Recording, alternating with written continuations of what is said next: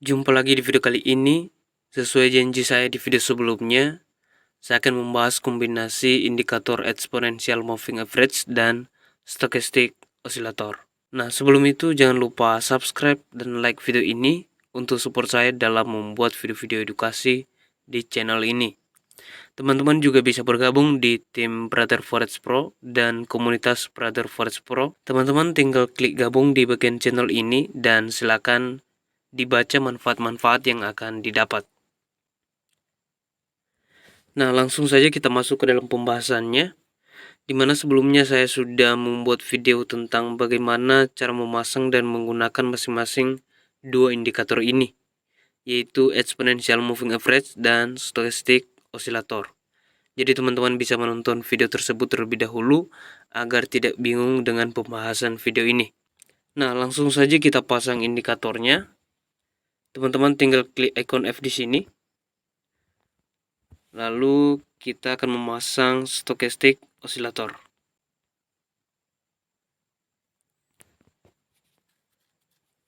Kita klik. Jadi di sini kita pakai yang standar ya. Kita klik selesai. Nah, selanjutnya exponential moving average.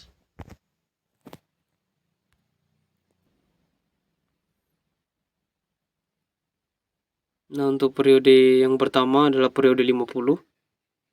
Metode eksponensial. Kita klik selesai. Lalu kita pasang moving average yang kedua. Kita buat 100.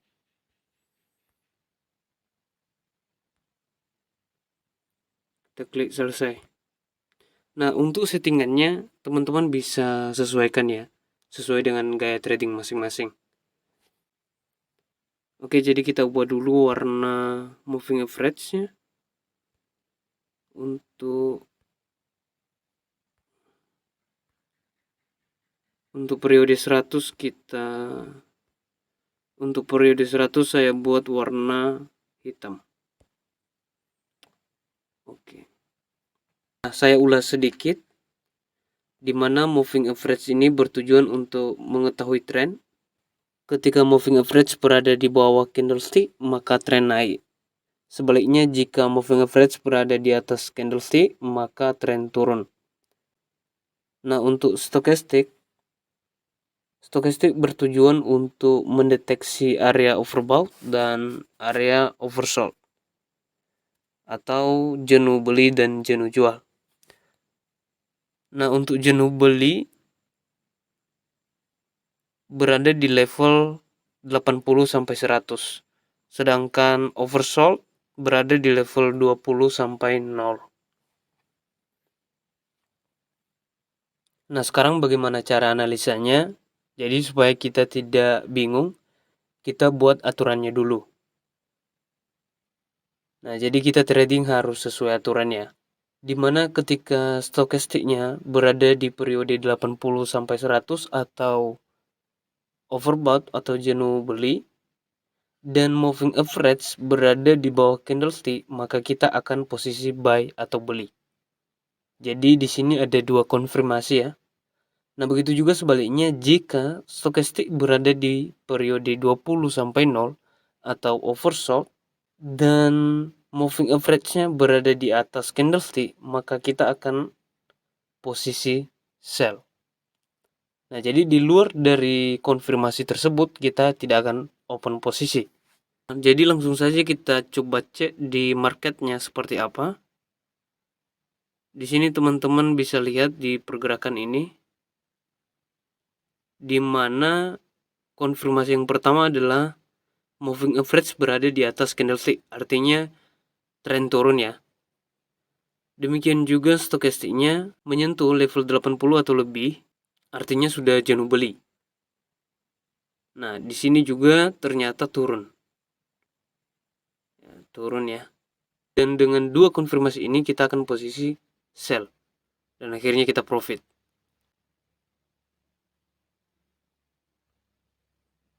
Nah, seperti ini ya. Di sini kita sell dan konfirmasinya di sini. Ya. Dan akhirnya turun. Oke, jadi seperti itu ya. 2 konfirmasi saja kita bisa menentukan posisi mana yang akan kita lakukan. Nah, selanjutnya ketika moving average berada di bawah candlestick dan stokastik berada di level 20 sampai 0 atau menyentuh, maka kita posisi buy. Demikian juga yang terjadi di posisi ini ya. Nah, untuk lebih akuratnya, jadi di sini terjadi retest terhadap moving average-nya. Sorry.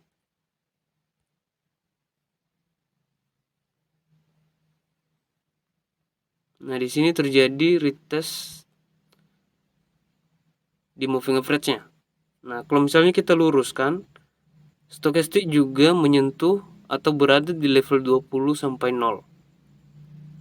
Artinya dengan 2 konfirmasi ini kita bisa posisi buy. Nah, kalau misalnya teman-teman nonton video sebelumnya tentang exponential moving average, semakin sering di retest, maka garis moving average ini menjadi support terkuatnya. Nah, ketika di retest di sini dan naik lagi, maka kita posisi buy. Jadi di sini kita posisi buy dengan konfirmasi di sini. Ya. Dan terjadi retest di sini ya.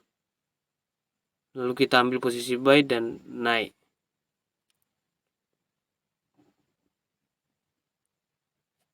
Nah, artinya selalu berhasil ya, selalu berhasil. Nah, di sini kita coba dalam pergerakan seperti ini. Moving average berada di bawah candlestick. Candlesticknya berada di atas moving average ya. Dan stokastiknya sudah overbought atau jenuh beli. Nah, dalam posisi ini kita tidak bisa sell ataupun buy. Karena 2 indikator ini saling bertentangan. Ya. Kalau misalnya kita mau posisi sell, seharusnya moving average ini berada di atas candlestick. Ya, jadi kita tidak perlu open posisi di pergerakan ini. Ya. Jadi sesuai aturan kita hanya melakukan open posisi ketika 2 indikator ini saling terkonfirmasi dan tidak bertentangan. Nah, kita cari yang lain. Nah, di sini seperti ini juga di sini. Di stokastiknya sudah overbought atau jenuh beli, berada di level 80 sampai 100, tapi moving average-nya masih berada di bawah candlestick. Ya. Kalau misalnya kita merujuk di moving average-nya, ini sedang tren naik. Tapi kalau misalnya stokastik seharusnya turun. Ya. Jadi makanya ini menjadi kegagalan kita ketika kita hanya menggunakan satu indikator saja. Ya, jadi kita akan menggunakan 2 konfirmasi langsung ya, supaya kita tidak mengalami loss. Nah, demikian juga di sini. Stokastik berada di level 20 dan moving average-nya berada di atas candlestick. Jadi di sini kita tidak open posisi. Nah, lain halnya dengan ini. Ya. Di sini sudah di retest ya, moving average-nya di retest dan stokastiknya menyentuh level 80, maka kita bisa melakukan sell di sini. Ya, jadi kita coba cari lagi. Nah, di sini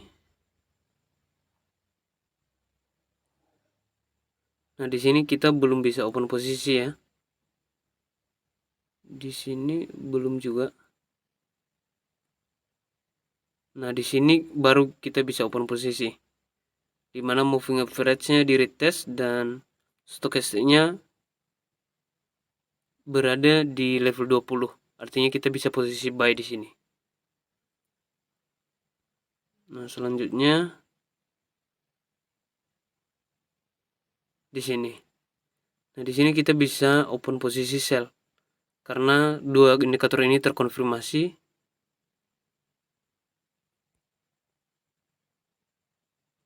Nah, di sini juga kita bisa open posisi. Ya, kembali lagi di retest moving average-nya dan stokastiknya berada di level 20, maka kita bisa open posisi buy.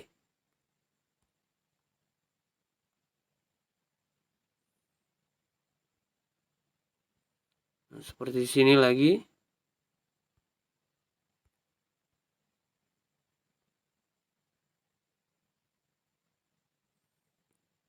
Ya, jadi di sini kita bisa open posisi sell. Di sini kita open posisi sell. Nah, di sini belum ya.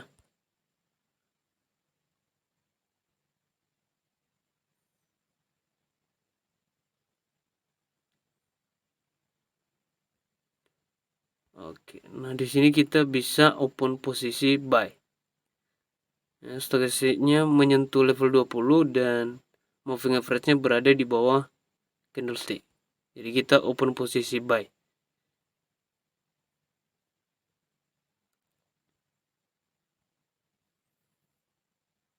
Di sini kita belum bisa open posisi.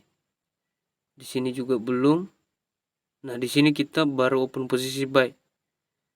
Stokastiknya menyentuh level 20 dan moving average-nya di retest.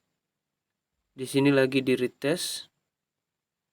Ya, tapi kemungkinan kita akan tidak yakin untuk melakukan open buy ya.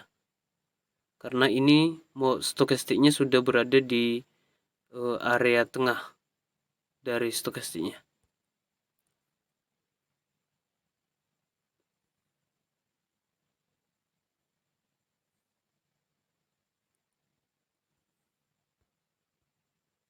Nah, di sini nih kita bisa open posisi buy. Ya, di sini belum bisa. Nah, di sini bisa kita open posisi buy. Di sini tapi pergerakannya untuk naik tidak terlalu besar.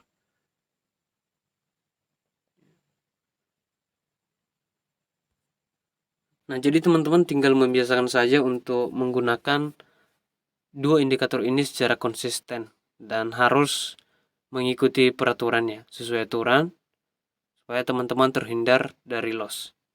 Jadi dari yang kita periksa, kalau misalnya sesuai aturan tidak ada yang gagal ya. Tidak ada yang gagal kalau kita sabar untuk mendapatkan konfirmasi ini.